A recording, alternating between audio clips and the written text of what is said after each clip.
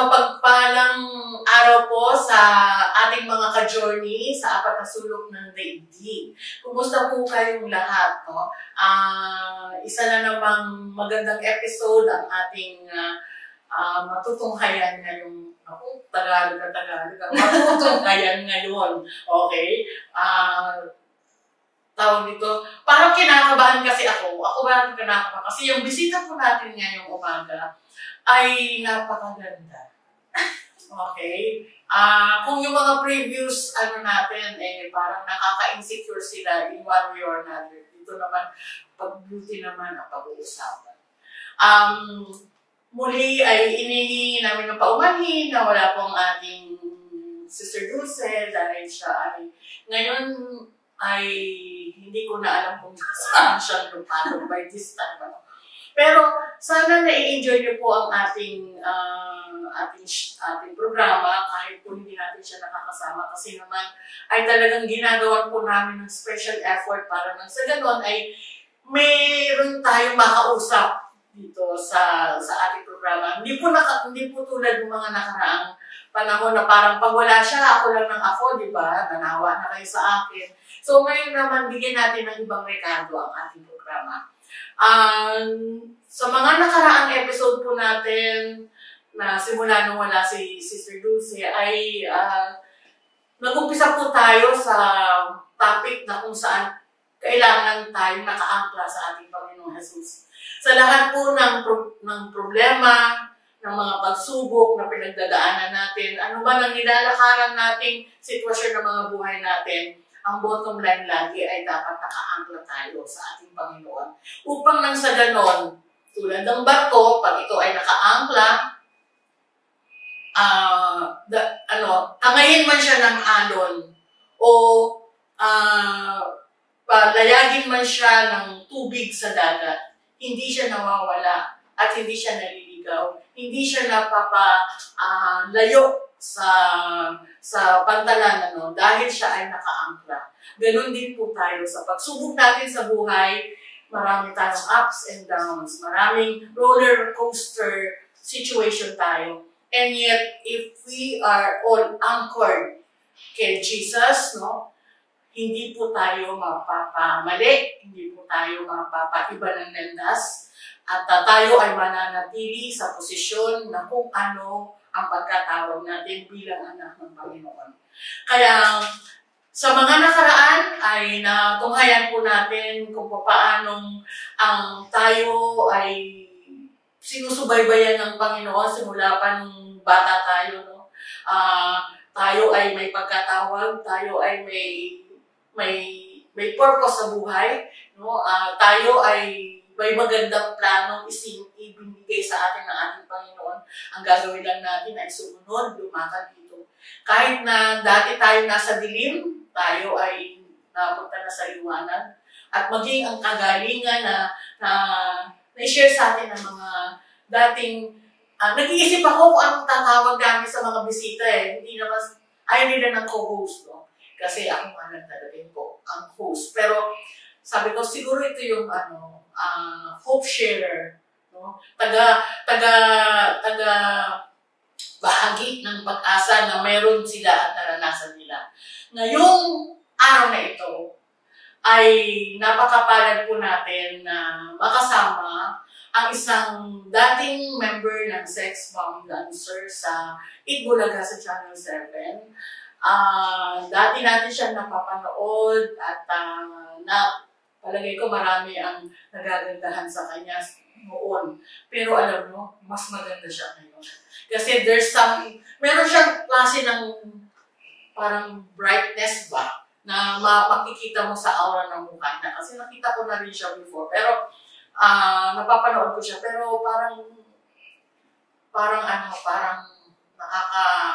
nakaka-lula yung ganda niya ngayon. Umirap bang bigla? Pero ngayon, siya po ay nakapag-asawa ng isang dati ring starstruck, na si Alvin Aragon. Siya po ay may apat na anak at ngayon ay naglilingkod sa Panginoon bilang worship leader sa Blessed Church sa Cavite City.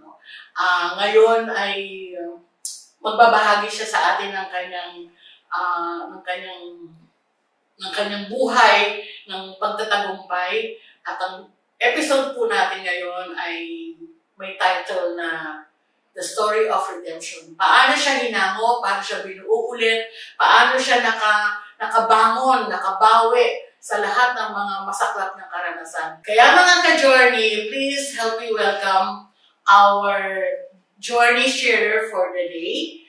Walang iba kundi si Miss IC Aragon. Ang ganda niya, no? Yung isang episode, masalita. Sabi ko, baka palitan ako. Si Pastor Keros naman, diba? Gustong palitan si Dulce. Alam niyo yung nakakatuwa pala, no? Gusto ko pagpasalamat sa Panginoon kasi hindi namin to naging plano noong una eh. Hindi talaga. Pero, siyempre, magsa-celebrate na kami ng 1 year namin. Wow! At sabi ko, guys, siguro dapat talaga makita na nagle-level up kami, may mga bago kami, mga anggulong pwedeng ipresenta sa mga viewers namin. Matagal nang may nagre-request na mayroong magkaroon kami ng bisita. Pero sana, not in the absence of Miss Dulce, no?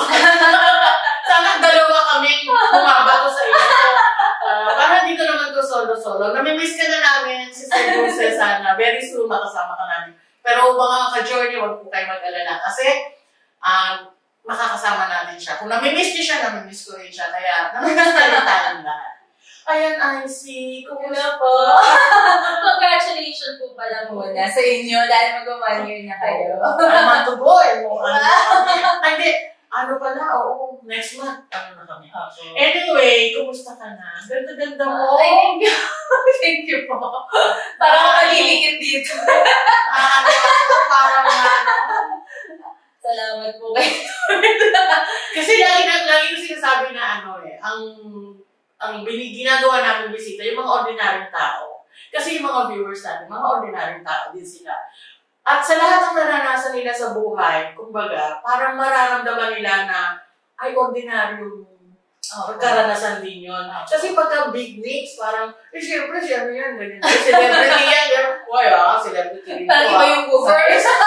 Oo, parang iba yung mundo nyo, no? Dati ba gano'n? Parang akala nila hindi kayo normal, no? Hindi naman po. Minsan, kapag alam na nilang wala ka sa showbiz, parang, okay ka lang ba? Parang iba yung showbiz. Parang, talaga ba? Umalis ka doon? Bakit ayaw mo doon? Dapat nandun ka. Parang pinipilit nila gano'n. Pero iba kapag naka-Lord ka kasi, mas pinipili mo yun. At hindi ka naman nagsisisi na. Ay, opo. Sobrang hindi po. Kumbaga parang, ang ating pong kapatid na si IC ay may mga pinagdaan ng pagsubok sa kanyang buhay, pag-ibig. No? Yung mga struggles na hinarap niya, yung mga challenges na hinarap niya. And thank you for your generosity na mai-share to. Baka kasi hindi to public knowledge. Baka pang behind the, behind the camera. Pero, bilib din ako sa'yo kasi ito ka ngayon, no? Facing, kahit maliit na konti yung aming community. Pero, feeling ko, may mga bagay tayong nararanasan na gusto na lang talaga natin ikip sa sarili natin. Pero, for the glory of the Lord, para nila iba-ibalik natin sa Kanya, kung ano man yung pinagdaanan natin, para sa akin matapang yung isang taong, tulad mo, no, celebrity ka. Kasi ako sanay kay Dulce, na si Dulce very transparent siya when it comes to her life and at kung ano man ang encounter na kay Lord. No? Pero parang first time ko na makausap ng isang celebrity rin na mayroong tapang. Actually, kagabi nga po, habang nagpipray ako, sobrang thankful po ako sa Panginoon na kaya ako nadaanan lahat ng mga pinagdaanan ko because I have to share it with other people. So, nakakatawa po. Kasi being a celebrity, maraming tumitingin sa'yo, maraming humahanga sa'yo. And then, here comes na, ay, meron ka pala ganitong pinagdaanan.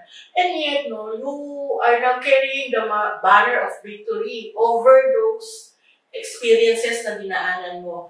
At, parang hindi mo na kaya mong isang tabi ang IC ng sex bomb na isang napapanood namin na pwede namin iniidolo, hinahangaan, and yet you have your own weaknesses, you have your own battle, you have your own struggle. At sa pag-share mo, hindi mo alam kung after this, no? Pero one thing for sure, marami ang mas hahanga pa sa'yo. Okay? Oo, kaya siguro pwede mong ikwento sa amin kung ano yung kumbaga, magsimula tayo doon sa mga past relationship ko. At ano yung mga challenges na hinarap mo? Ayun po. Bago po kasi ako maging Kristiyano, talagang, wala po kasi yung father. So, yung father, meron akong father, pero nasa ibang bansa. So, so, pilahing ba? Foreigner? Hindi naman po.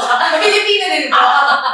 Kaya ako foreigner eh. Kaya mo Ayun po, so, meron akong mga past relationship na ang gusto ko po kasi yung part na nililigawan ko. Kasi I feel love with that. So, kapag nililigawan ka, parang nag-care sa'yo, love ka. So, I like that, yung feeling na gano'n. So, kapag nililigawan ako, ay gusto ko yun. Na-feel love ako doon. Oo, parang special. Gano'n. Tapos kapag sinagot na, naging kayo na, parang ayoko na po. Gano'n. Ganun po siya, yung naging pattern ko po. So, sa susunod, gusto ko niligawan ako. So, ayoko na dyan kasi tapos na yung panliligaw. Parang very short lang po yung mga Gusto ko lang talaga yung part na nililigawan kasi parang very special ka sa tao. Yung girl na girl ang dating mo. Oo, ganun po. Hanggang sa dumating yung time na nag-decide ako na, sige, parang serious na to, relationship na, talagang ganyan. So, ayun po, kailangan natin ng tissue. Hindi tayo nakapag-prepare ng tissue, Ayun, nung nag-decide po ako na, eto na, sige, mag-serious na ako, relationship for good na, ganyan. Tapos nagkaroon kami ng baby po. Okay. Nagkaroon kami ng baby. And then, ilang years po kami, nagsisex bomb na po ako na. So, nagsisex bomb ka, may anak ka na? Opo. So, nagsisex bomb na ako nun. Tapos, nagkaroon ng time na siguro parang nagkasawaan kaming dalawa. And then, fall out of love? Opo, then, parang may hinahanap ka pa din eh. Parang hindi ka pa rin content. Yung ganun po. So, nagkaroon ng third party, meron siya, meron din ako. Hanggang sa, parang, meron ka ng relationship, pero naghahanap ka pa rin po ng parang may kulang. Opo, parang bitin pa rin, parang ganon. So, hanggang sa, naghiwalay po kami. Naghiwalay kami, parang bumagsak yung pakiramdam ko po. Parang ito na nga yung, nagpaka-serious ka na nga, nagkaroon na ng years of relationship, tapos nagkaroon pa kami ng baby. Tapos biglang nawala. Tapos humahabol po ako sa kanya. Sobrang habol ako sa... Yung ganda mo na yun. Opo, kunyari, nasa work siya, mag-aabang po ako sa labas ng work niya para lang paglabas niya. Parang hinihiling ko na bumalik na siya sa akin. Parang sobrang habol po ako sa... Opo, ganun po. Opo. Kunyari, nagdadrive na siya. Ako rin magdadrive. Susundan ko yung car niya. Ganyan. Ganun po. Babaliw ka! In short, ganun po. Sobrang, hindi ko na alam kunyari po, babalik siya, sabihin niya po sa akin, sige, babalik na ako sa'yo, pero pahingin pera, ganyan. So, ako po, nagmamadali, mag-withdraw, ganyan. So, sige, ito na pera, tayo na ulit, ganyan. Pero, hindi, aalis siya, sabihin niya, hindi, lang yung, sinabi ko lang yun, pero hindi naman talaga. Ilang beses po yun nangyari. Yung feeling ko, totoo na talaga na magkakabalikan na kami, pero wala din. Kumbaga, nasa denial stage ka na, ma-workout ka. Hindi ito masisira. Kasi, willing kang to do your best, no? Everything po, talagang Oo. bumalik lang siya, pero wala talaga. So, sabi ko, parang napatanong ko sa sarili ko na, ano nangyayari sa buhay ko? Parang habol ako ng habol. Parang, ang hirap naman, sabi ko gano'n. Tapos meron pa akong baby. Tapos, yun po, tapos, actually, alam niyo po ba yung 17? Yung palabas po dati. Yung 17 po, nung time show din po siya. Drama po siya. Alam mo po yung, every time na may crying scene po doon, talagang totoo po talaga yung iyak ko doon because of yung hinuhugot mo, yung experience na, tapos yung po, sobrang, hindi ko na alam gagawin ko, parang gusto ko ng end yung life ko. Kasi, parang Lumating ka sa gano'n, hindi mo naiisip yung baby mo. Hindi ko na po naisip. Parang naisip ko po na ano pang purpose? Ba't ko pa itutuloy? Wala na naman yung, parang feeling ko, ito na yung true love ko. Parang wala na naman siya. Parang, ano ba? Tapos yung... Kumbaga, pala, no, parang, doon sa, bago mo siya na ka-relasyon, yung mga past relationship mo, ang nilolong mo lang talaga, yung sinusuyo ka, yung nililigawan ka. Kasi you feel needed, kumbaga, feeling mo talaga special ka, girl na girl ka, kasi anong mga year yan? Kasi, kasi po alam nyo, 20 years older ako sa kanya. Tama ba? Oo. Kaya iba yung panahon ko. Yung panahon ko pagka talagang umakyat ang ligaw. Iba nga po yun. So, sa age mo, parang hindi rin masyadong uso yung umaakyat ng ligaw. Hindi po. Niligawan. Kasi parang magkatinginan na kayo, ngiti-ngiti, tapos na kayo na. Ang ano ko lang punto ko, doon sa past relationship mo, before itong guy na ito, parang nasabik ka lang na nililigawan ka. Gusto mo lang na matrato ka.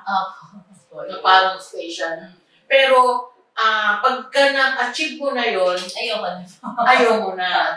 Tapos, ito na ngayon, itong guy na to ngayon, kumbaga, parang dumating siya, tapos parang, ano ang nauna? Yung sinabi mo na, seryoso na ako dito? O yung naging kayo na muna? Kasi pwedeng sinuyo ka rin niya ng bongga kaya mo siya sinagot, di ba? So, alin doon ang nauna na yung before mo siya sinagot or nung siya na at saka mo sinabi na seryoso na? After po. After. So, merong kakaiba sigurong dalang klase ng pagpupursu sa'yo itong si Guy para na sa ganun, talagang magsabi ka na, eto na, gusto ko na ito. Actually po, ganito po yung nangyari niyan. Makikipaghiwalay na po ako sa kanya doon. So sabi niya, hindi ka pwede makipaghiwalay sa akin. Parang, magpapakamatay siya, parang gano'n. So, ayoko namang mangyari. No, sige, okay na nga, go na nga to, parang gano'n. Ganun po yung nangyari. Okay, so, finally, nung nag-decide ka, ano kaya ang nakita mo dito sa lalaking ito at bakit mo sinabi sa sarili mo na this time seryoso na to? Siguro napagod na po ako sa palipat-lipat na relasyon. Kaya parang gusto ko ito na talaga. O baka dumating ka na rin sa age na nagmamature ka na. Kaya na parang gusto mo na forever na to. Nakalimutan mo wala nang forever. Doon ka na isahan. Pero, so, nung pinupurso ka niya, napasagot ka niya, tapos dumating na sa matagal yung naging relasyon niyo. Bago siya, naglamig or? Mga 5 to 6 years po. Matagal din ha. Kumbaga yung emotional investment mo. Parang nabuo na po talaga. So, kaya sobrang hurtful, painful po para sa akin. Alam mo, marami tayong mga viewers talaga dyan yung namamatay sa pag-ibig. Yung magpapakamatay sa pag-ibig. O magpapakamatir para sa pag-ibig. So, kailan mo na-realize na, tama na to, hindi ko na to makakabulin. Kasi, para ka hindi mo ba naisip na, sa ganda kong to, ako pa ba maghahabol? Diba?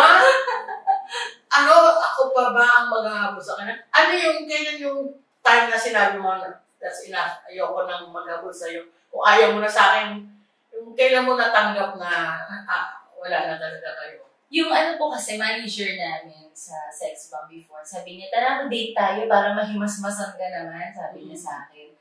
Date tayo sa Robinson's Galleria, sabi niya gano'n. Tapos, sige po, sumama naman ako. Tapos nung pagpunta namin sa Robinson's Galleria, may pinamate siya sa akin isang babae na medyo kasing tanda niya. Tapos sabi niya, mag-usap muna kayo.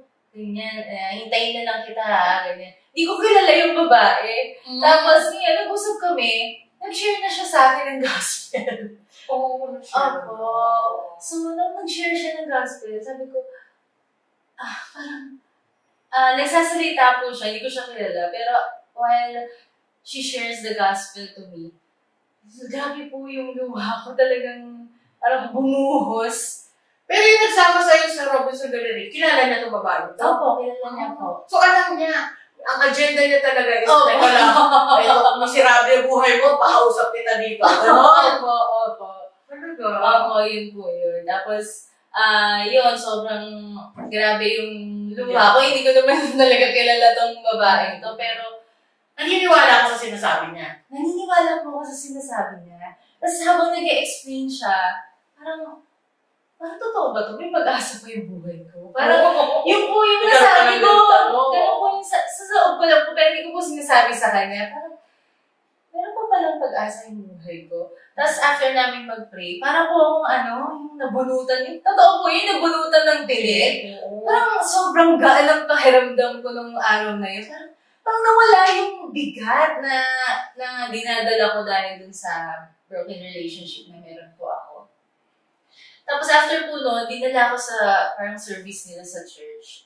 Tapos di nagkakanta na praise and worship. Tapos hindi na ako sila. Tapos may mga kumakanta. Sabi ko, gusto ko rin maging gano'n. Yung mga kumakanta, yung mga nang-worship, ganyan. Tapos pinakilala ako sa mga iba, ganyan.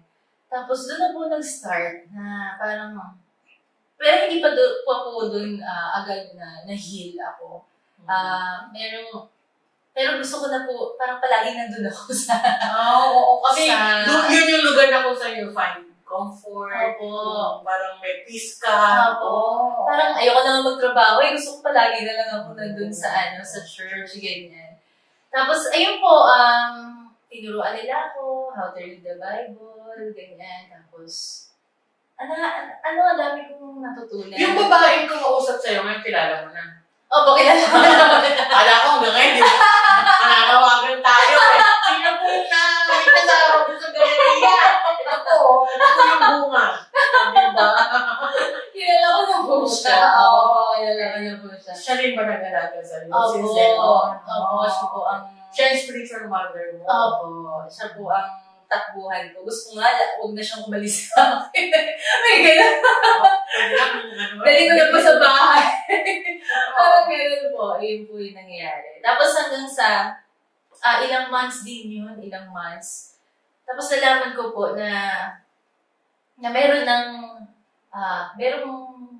ka-relationship yung yung dating joke. Opo, na ganyan. Tapos, okay.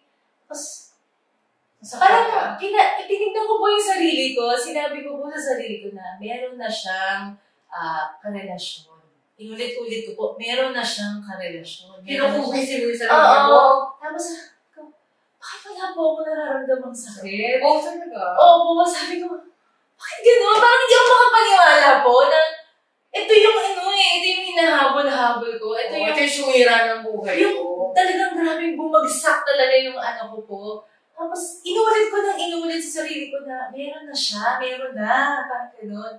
Tapos habang dinagugas ko ako ng finger, umiyak po ako, sabi ko, Lord, thank you for healing me. Sabi ko, thank you po na binuon niyo ulit ako, Lord. Parang yung pagmamahal na binigay ko dito sa tao to, na gusto ko nga bumalik na lahat ng gagawin ko para bumalik ko sa akin.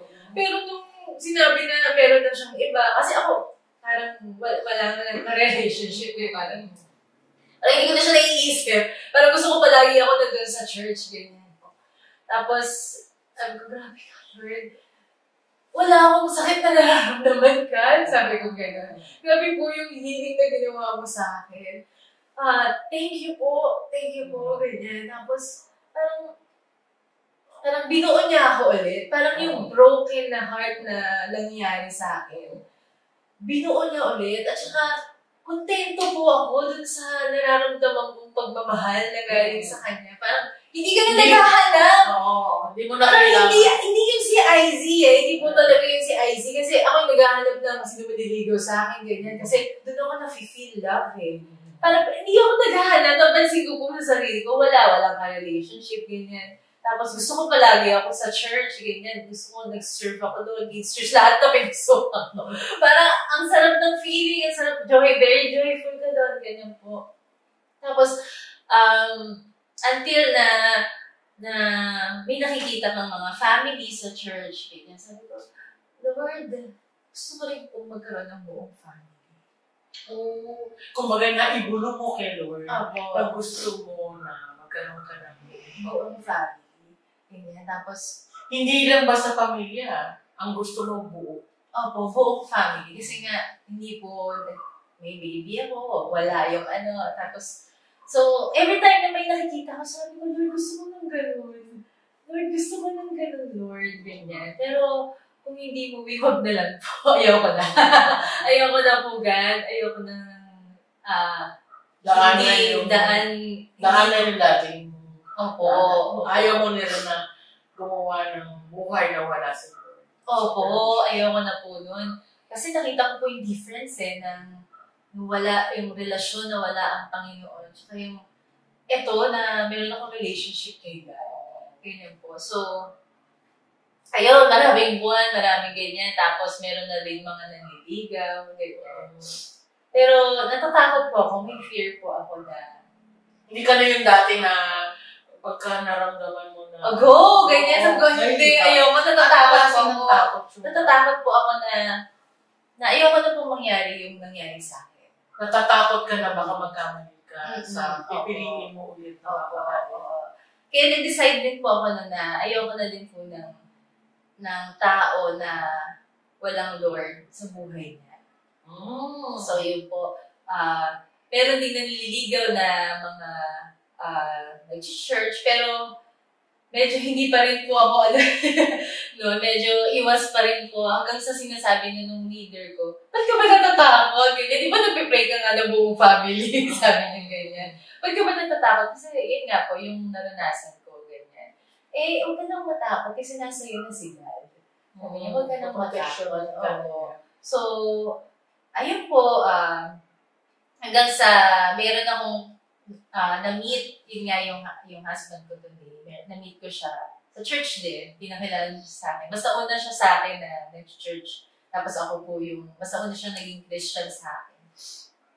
So kami nag-meet, artista din siya. Pero, Channel 7 din siya. Pero nung nagkikita kami before, wala namang kung spark, ganyan. Wala naman po. Walang datingan.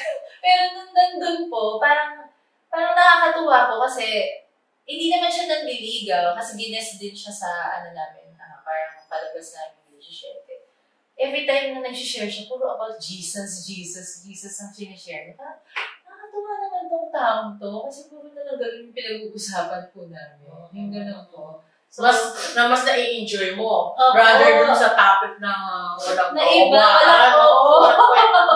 walang kwentuhan kayo na walang kwenta, di ba? Ito about Jesus. Parang nakakatuwa naman to. Ganyan po. Tapos hanggang sa dapating na yun po, nanligaw na po siya. Pero may takot pa rin po ako na sinabi ko na talagang, Lord, ito naman talaga. Parang, baka, Christian naman na. Pero hindi mo pa rin sure kung siya yung para sa'yo, di ba? Kung hindi mo will God, wag na lang po talaga. Ganyan. I-lead niyo po ako sa will niyo. Ganyan. Tapos, nanliligaw siya, ganyan. Tapos, 1 month na, nagtanong na siya sa akin, pwede na ba tayo maging exclusive? Nagulat po ako. Hindi yung yung kasi mahal mo ba ako? Ganun ang tanong. Ngayon, tayo maging exclusive. So, nagulat po ako kasi parang hindi pa ako ready sasabi ko, pwede pag-break ko muna, gawa na lang sa kanya. So, hindi ka na rin yung sugod na sugod. Pero kapag nga yung mga diary nyo, teka, nakapag-break ko na. Ginago ang Isaac. Ayun po, so, ayun talagang pinag-pray ko kay Lord, ganyan. Tapos kinanong ko din, hingi ako advice sa maraming mga leaders sa church namin, ganyan. Tapos hanggang sa dumating na yung point na parang, sige, sasagutin ko na to, ganyan. Nandun po kami sa Starbucks, no? Dami ko nang nakwento po. Sige na. Robinson Galleria, sisingin kita. Kayo Starbucks. Starbucks na. Ayun. Nasa Starbucks kami, tapos sasagutin ko na tong taong to pero punta po ako ng punta ng CR. Kasi, attention ka? Oo, nabipray ako sa CR. Lord, tulungan po ako. Nagbukas pa ako ng Bible sa CR. Parang tingnan mo ha, walang pinipiling lugar. Word of God. Kahit sa CR, pwede magtanong. Tapos kinamahagan ko pa rin sa CR yung leader ko, sasagutin ko niya, sige, sagutin mo na dapat. Pag-pray mo ako. Ganun kakatakot ka na. Hindi rin. Tapos ito na, ito na, parang hindi ko pa masabi. Sabi ko, ano ba yun? Sabi niya, kasi parang may sasabihin ako na parang, may sasabihin ka ba? Sabi niya, meron. Tapos, ano yun? Sabi ko, mahal mo ba si God? Sabi ko sa kanya. Hindi yung ako Check! Kaya sabi pa niya, ha? Hindi! Kumano siya, akala niya kasi, ang rinig niya, mahal mo ba si Kat? Yung ex niya. So, nabingin! Tsaka God. Hindi, ano ba yun? Sabi ko, si God. Si God, oo naman, syempre, gumanon siya. Tapos, mahal mo ba ako? Gumanon ako. Tapos, oo naman ay, gumanon siya.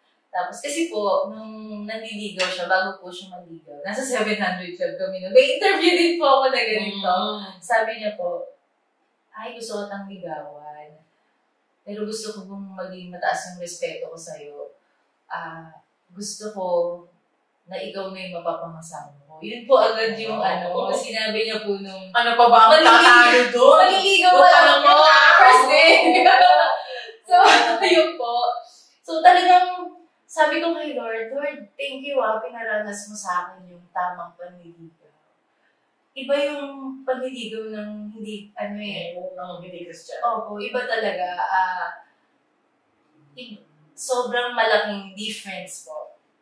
Ligaw na gusto mo. Kayo na, walang thinking of future, basta, kayo na, relationship at the moment, gusto mo pa, ayaw mo na. Parang ganun po parang, pwede ka na lumipat sa iba ng relationship, parang ganun. Parang, sayang yung emosyon.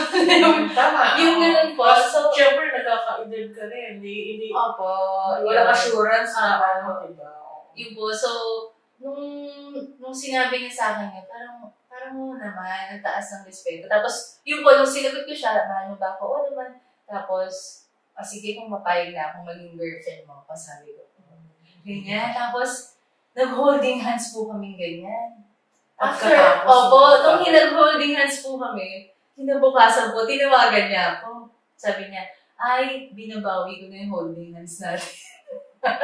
Sabi niya, hindi muna tayo mag-holding hands hanggang hindi tayo pinakasal. Sabi ko, bakit? Binabawi pala yung holding hands. Sabi ko, teka, balik tayo sa Starbucks.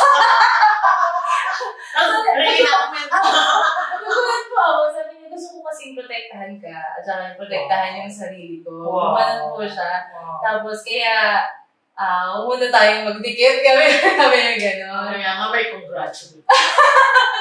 So, parang doon ko lang na din naranasan po yung gano'n na pinabawi pala yung holding hands. Siguro sa sobrang excitement lang niya. Sige.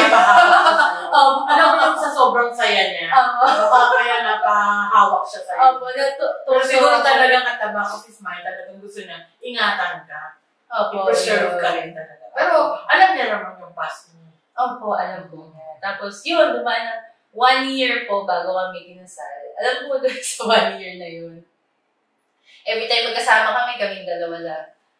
Nasabihin niya sa akin, ay, hahalikan lang kita kapag sinabi ng pastor na you will kiss. Tapos, bakit mo ba lagi sinasabi yan? Kasi lagi niyo po sinasabi. Kasi gusto na kitang halikan ko yung sabi, pero pinipigilan mo yung sarili niyo. So, parang pinangungunahan na po niya yung sarili niya. Parang, kailangan ibalik niya yung senses niya doon sa ginawa niyang vows na hahawakan ng kita. Opo. Sa kinasal na kayo. At saka po protection ng kayo. Nire-remind niya yung sarili. Opo, ganun nga po. At saka, kunyari, magkasama kami, kunyari, sa room, kunyari, bahay. Hindi kami mapakali, tara naman sa tayo.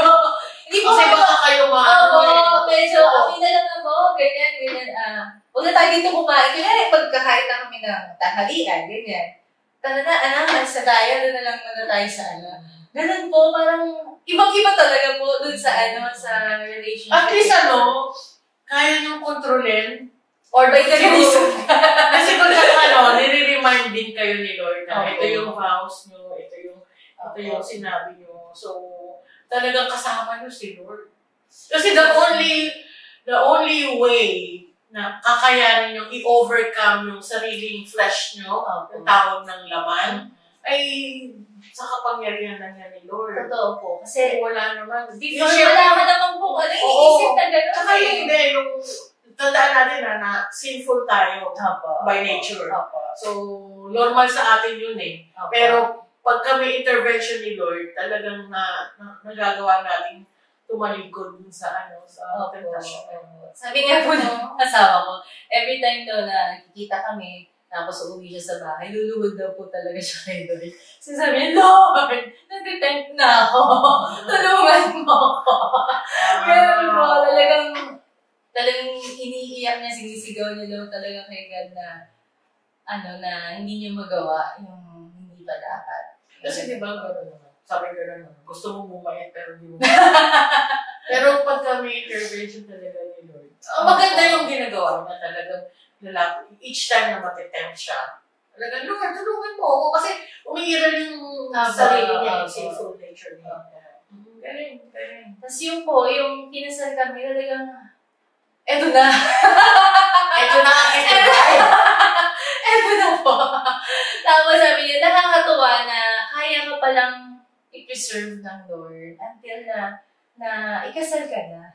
Na eto na talaga yung very peaceful na gagawin mo yung mga bagay na pang mag-asawa lang talaga.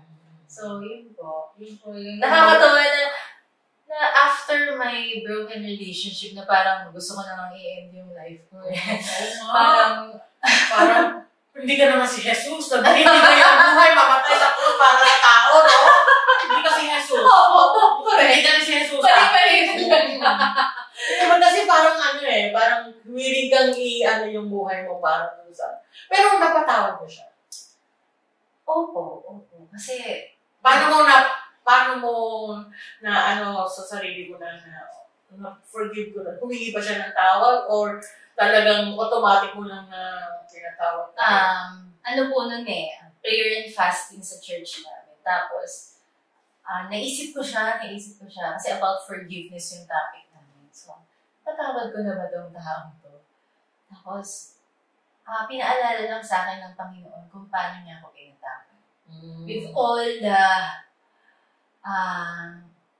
pangit na ginawa ko sa buhay ko, na sobrang kadiri. Pinatawad din ng Panginoon. At He imputed it to Jesus Christ na dapat ako yun. Pero si Jesus yung sumalo lahat ng kasalanan na dapat naman talaga ako yung maparusahan. Pero dahil sa pagmamahal ng Panginoon, Wala na po akong magagawa kundi. Hindi kasi parang, kaya ako naiiyak sa sinasabi mo. Kasi, nafe-feel ko yung nafe-feel ko yung spirit mo, how grateful you are to God. Sa lahat ng ginawa. Meron akong isang tanong. Pag naaalala mo ngayon siya, yung taong yun, ano yung nararamdaman? pinilit ko pa po yung dalhin sa church. Pinilit mo na? Dalhin sa church. Sabi ko, mag-church ka. Mag-church ka. Kasi ayaw niya po talaga. Sabi pa niya, sige, mag-church ako, pero bubuntisin mo na kita, tapos mag-church. Sabi niya po, ano ba naman? So, parang, ayun po. Pero ngayon, nakita mo siya. Parang wala naman, okay lang po. Kasi isang sinyalis ng isang totohanan pagpapatawad ay yung pagka naalala mo siya o yung mga insidente o nakikita mo yung mga bagay na pwedeng magpaalala sa kanya o makarating ka sa lugar na kung saan may mga memories kayo in the past at meron pang pain, hindi mo pa siya totally napapatawad. Pero pag wala na yung lahat na yun at siya ay part na lang ng whoever you are before, then pwede mong i-conclude na totally forgiven mo na yung tao na yun. Sign yun eh. Maraming sa atin ang nagsasabi pag merong nagawa sa ating kasalanan ng isang tao, sinasabi natin, napatawad natin sila. But each time na makakarating tayo o makikita natin o maaalala natin kung ano yung masama at masakit na ginawa sa atin, may kirot pa rin. At doon sa isang kirot na yon, bumabalik yung galit mo, nagalit yung sama mo ng loob. Ibig sabihin, hindi mo pa talaga siya Nandun pa. Hindi mo pa talaga siya napapatawad. Ano yan, 1440 ko yung about forgiveness. Kaya parang sa eksperimento talaga na naranasan ko rin na patungkol dyan. Diyan ako hirap eh. Pero na-learn ko talaga yun.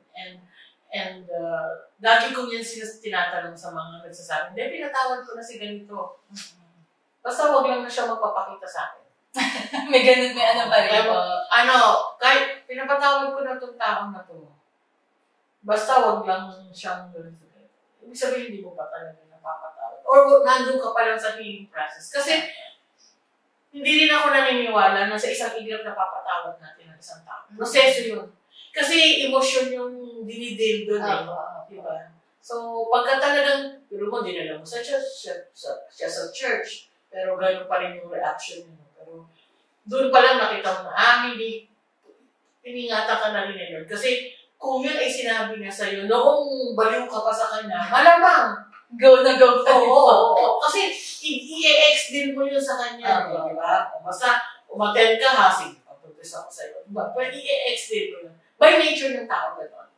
Pero, pag talagang, yan, yung mga reaction mo, diba naman, ganito kaya. Kung ayaw mo, basta ikaw, alam mo sa sarili mo, na pag umarap ka kay Lord, itong tao nakasakit sa akin, i-invite ko sa church.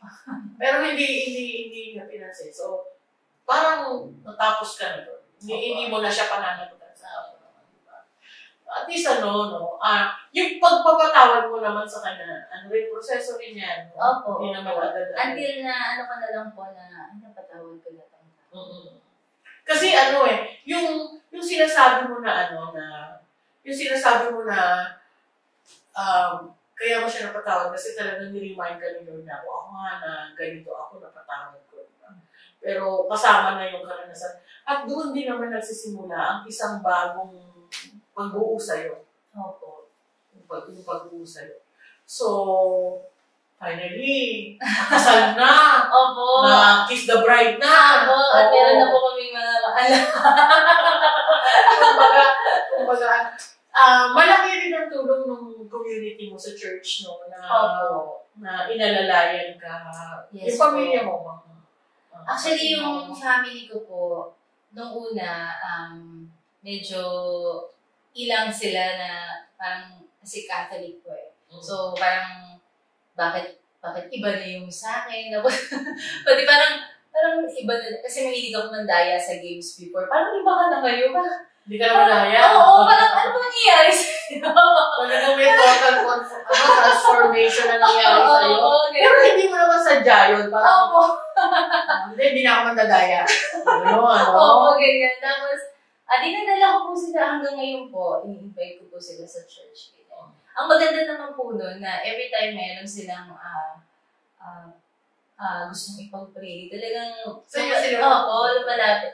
lumalapit sila sa akin. Parang natutuwa po ako na they believe na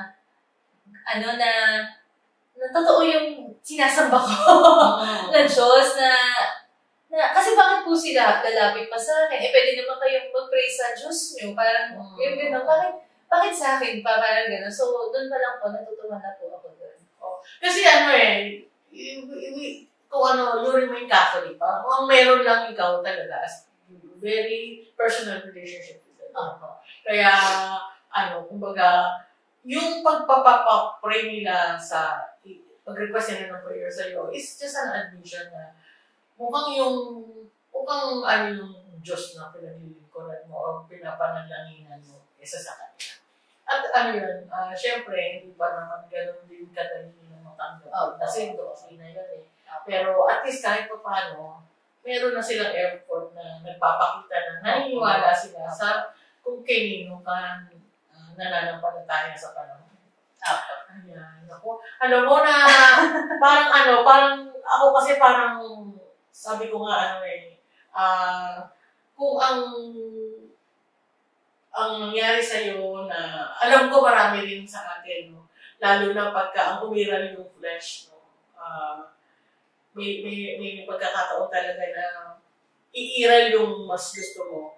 Ang nangyari kasi sa yung parang prosesong hindi mo rin naman inaakala. Pero isang masisiguro mo, nakita ni Lord yung heart mo, yung brokenness mo, yung mga pag-iyak mo. At sa mga panahong umiiyak ka sa isang sulok, parang lugmok, nakasalamapak ka dyan na nakita ka niyo. Siguro rin yung pag-iyak mo na yun, ang parang alam mo yung head turner, napaligon sa'yo si Lord. Kasi siguro yung paghingi mo ng habag ni Lord, parang hindi ko Lord alam ang gagawin. Marami kasing, kahit yung mga nag-a-attempt mag-suicide, no? Parang meron daw silang parang merong pumipigil sa kanila. Meron nagsasabing, sige, magbigti ka na, sige, uminom ka na, pasagasa ka, tumalong ka sa tulay na. Pero somehow meron din merong pumipigil eh. Kaya lang, doon sa mga past episode namin, no, may mga ganang confession na talagang nag-attempt siya. Kasi parang hopeless case siya eh. Parang lahat na nagawa na parang wala na siyang dahilan para mabuhay. Pero somehow hindi rin natuloy. Even mga pagkakataon na parang mo mamamatay ka na.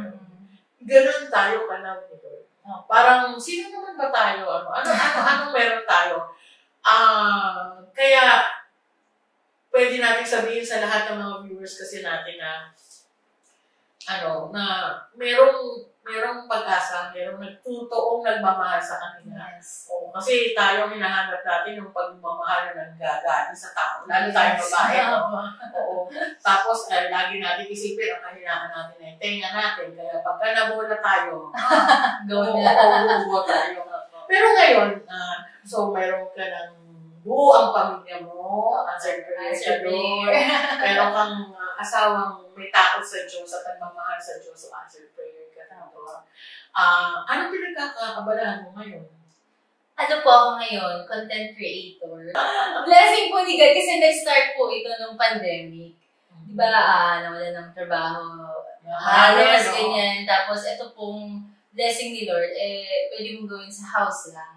So, meron mga kumukuha po sa akin ng mga brands na para advertise,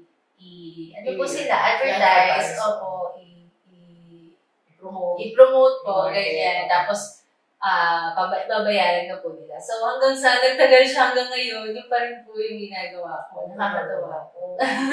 Hindi ka pinabayaan ng Panginoon. Opo. Kumbaga, kamukha kasi sa amin, no? Parang, pinanganak dito pandemic. Parang, pero hindi ito yung original program namin. No? Nasa ibang programa kami with other fellow Christians. No?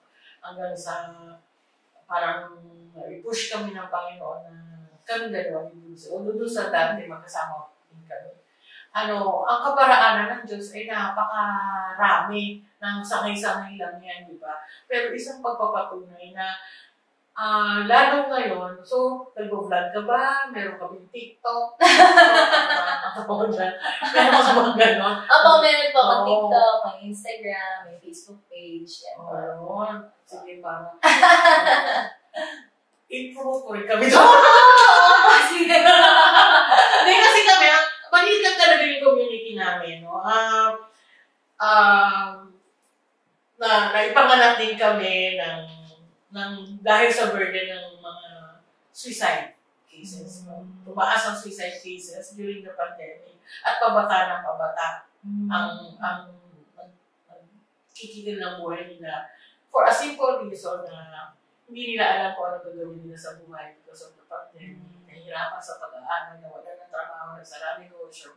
Alam mo yun, naging parang lifestyle na dati meron sila tapos sila nang wala. So yung shifting ng buhay na nangyari sila sa kanila before pandemic, parang hindi naging katanggap-tanggap sa kanila. So na-burden kami and ang bottom line ng lahat na nagsusuicide, nawalan sila ng pag-asa. And so, the Lord gave us this sharing hope today kasi parang siguro nakita ng Panginoon na ang dami namin karanasan ako at si Dulce ng mga pagkakataon na nawala talaga ng pag-asa. And we really wanted to bring that hope to our viewers. Kaya hindi rin naman kami yung tipong parang negosyo or talagang more of a ministry ito sa amin. At akala nga ng iba, kami, malaking production kasi lang si Dulce yung kasama namin. Akala nila. Pero hindi, talagang this is more of a ministry. And we wanted to really give our experiences, kwento sa kanila para nang sa ganon, ay ma-inspire sila na kung kami, nakatawid kami dito, makakatawid din sila. So mga viewers natin na akala mo ay bitbit ang mundo, no? Mabigat talaga yan. Mabigat ang mundo, no? Oo, hindi mo kailangan pasanin kasi na-overcome na yan. I-quote ko lang yung dati sinabi ni Pastor Keros dito sa programa na sa John 16:33, no? Sabi ka lang, huwag tayong magtaka kung maraming pagsubok at problema. Kasi yan ang meron ng mundo. But let us be reminded that Jesus already overcome the world. Yes. Meron ka bang word of encouragement sa mga viewers bago tayo magtapos? Sa 1 John 1:9, nakalagay po din, if you confess your sins, He is faithful and just and will forgive all your sins. So, gusto ko po yun kasi because dahil kinonfess ko yung sabi ko nga, mga karumihan, kadirian sa buhay ko sa Lord. He is faithful, pinurgive niya ako. He is also just. Dapat ako yung parusahan, pero pinarusahan niya po si Jesus para sa akin. So, gusto ko po talaga yung verse na yun. He's faithful and just. Justice talaga si God, pero hindi ko yun naranasan because of Jesus. So, yun din po gusto ko i-share sa kanila na if you confess your sins to the Lord, forgive kayo ni Lord. Yun yung pinaka the best. Hindi nga, we are blessed not because we are righteous, but we are blessed because we are forgiven. Ang ganda nun gandang take away yun. Kasi talagang kapag forgive ka ng Lord, talagang yung bit-bit mo na, dahil sa kasalanan po natin yan, kaya tayo ang bigat-bigat ng mga dinadala natin. Pero dahil dun sa forgiveness na binigay sa atin ng Panginoon, wala na. Wala ka ng, ang kailangan maranasan talaga nila, ma-encounter nila talaga yung unconditional love ni Lord. Na talaga nangyari sa Lord. Talaga namang sobrang great, sobrang laki. Pero mo siya ang may-ari ng buong mundo. At sino ba tayo? Lupa ka niya. Opo, pero He reached out to us to save us. Dahil talagang problema yung kinaharap natin. But praise God for the salvation natin. Pag tinignan ko natin ang buhay na kinuwento sa atin ni Nancy, parang hinanap niya pagmamahal na kailangan niya na, inisip niya kasi malayo yung tatay niya. So, kailangan niya ng fatherly love. Siguro, yung father figure sa family talagang absent, no? Kaya parang naghahanap siya ng normal, pangkaraniwan na dahil sa, ako nga tatay ko, kasama ko pa sa bahay. Pero hindi ko siya na-feel na tatay ko siya. Kaya naghanap din ako sa iba't ibang relasyon din. So, we are trying to fill in kung ano yung kulang sa atin na akala natin ito yung solusyon. Hanggang sa ganun niya nilaro ang buhay niya, pero dumating siya doon sa punto na ito sana totoo, gusto niya na seryoso na siya. Pero binalik siya doon yun. Binigo siya doon ng Panginoon. Ako ang parang nakita ko lang doon sa area na yun, sa kwento niya na yun. Kung yung taong na yun ang naging kasama na ngayon sa buhay, malamang yun ang gagawin ng Diyos. Oo nga, no? Yun lang ang basa ko lang.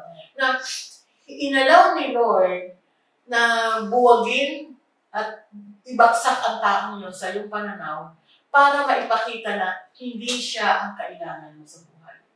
Kasi kung ang nangyari ay nagtuloy-tuloy yun, baka sambahin mo yung tao.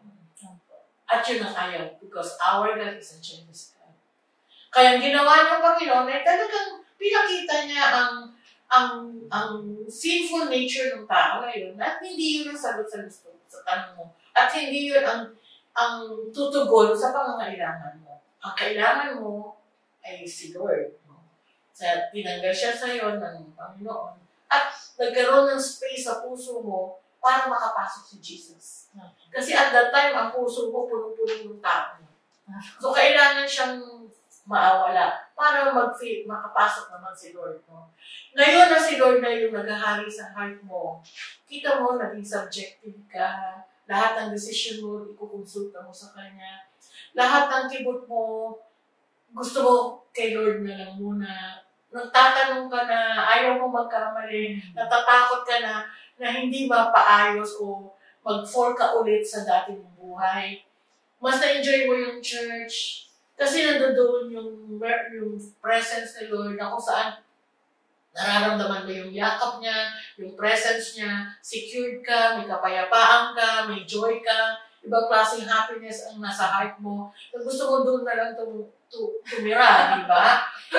And yet, because talagang nakita rin ng Lord ang pangangailangan mo. At ang dinidesire mo, kino-confess ko na Lord, gusto ko kompletong pamilya. Buong, yung declaration mo na yun, na-honor yun ni Lord.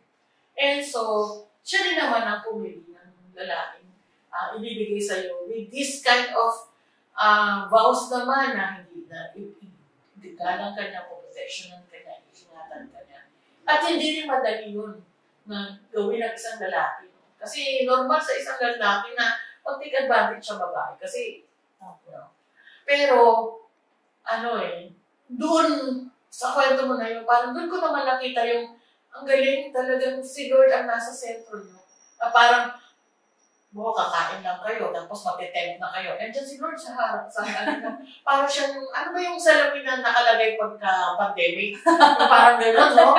Oo, na hindi mo kailangan mag-side track ka na ganyan, parang, so, pasinin po natin na, sa ating mga maliliit na binubulong kay Lord, no, ino-honor po niyo yun, na nakikita niya po yung design ng puso natin. Walang higit, walang sino man ang may kakayahan na makita ang puso natin, ang intention natin, ang motibo natin, ang pag-iisip natin, ang konsepto natin, kundi ang Panginoon. Without, kumbaga parang si IC, ang feeling ko, sinasabi lang niya yun na parang sana ganito, Lord ganito. Sinasabi lang niya, binubulong niya, naglalambing lang siya kay Lord. Pero dahil sa sobrang pag-ibig ng Panginoon sa Kanya, ay ino-honor yun. Parang tatay din natin na, pag meron tayong liling, bili tayo ng ganito. Bibigyan, no? Binibigyan niya. And that's how great love meron si Jesus sa ating kapatid na ito. At ngayon ay kumbaga ay nagpapagamit sa Panginoon sa pagbibigay ng kanyang talento para sa kaluwalhatian ng Panginoon. At sobrang salamat. Hindi ko alam kung sabi mo nga na i-share mo na ito sa ibang Christian program. Pero para sa mga viewers namin,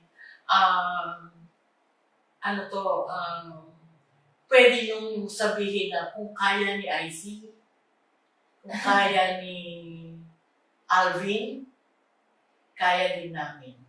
Kaya namin ng boyfriend ko, o kaya ko din. Kasi naniniwala ako na merong tayong viewers na parang siyang nakaharap sa salamin nung nagsasalita si IC.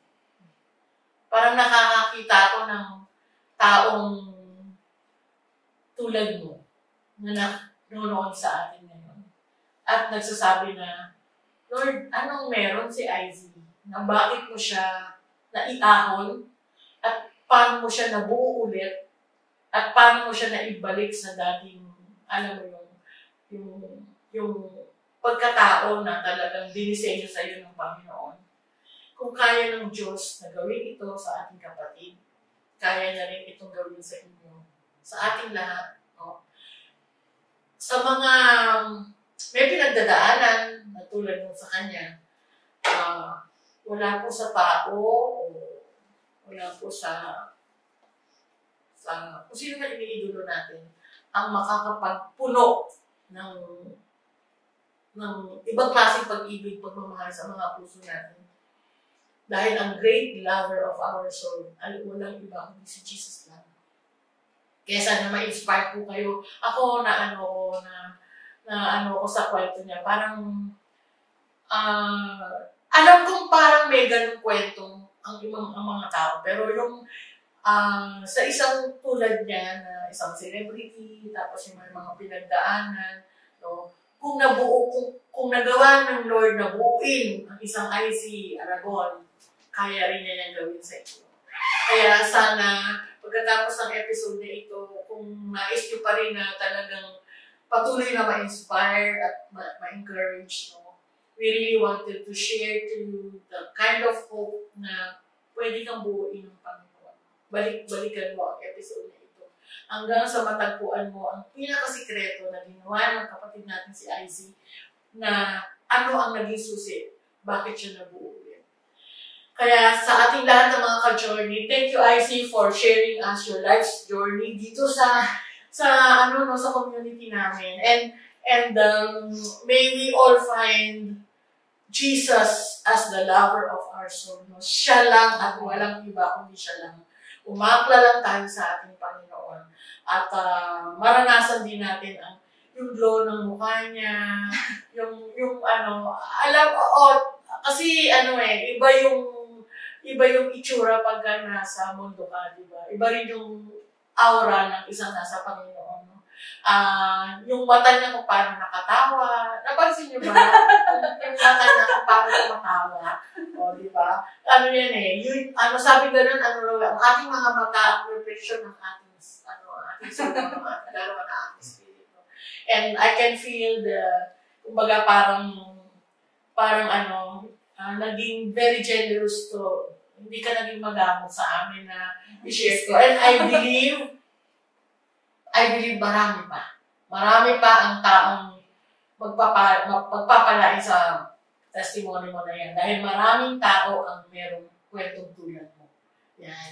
Kaya sa ating mga ka-journey, maraming pong salamat at magkita-kita tayo muli sa susunod na Sabado. Alauna ng hapon, no? Ang susunod po nating episode ay pag-usapan naman namin ang paano na-overcome ang takot at depression and anxiety, no? Very interesting yung mga susunod nating episode dahil magkakaroon pa tayo ng isang bisita ng psychometrician, no?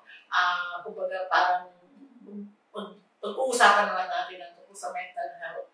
Maraming salamat sa inyo at sana napagpala po kayo sa aming episode ngayong araw na ito, ang kwento kung paano naubuo ang isang IZ Aragon, no? Lahat kami na nakaranas at nagkaroon ng encounter kay Lord, dati kami rin durog, sugatan, no? Yung kumbaga parang pasa-pasa ng dahil sa binabato sa amin ng mundo, ng mga problema at pagsubok.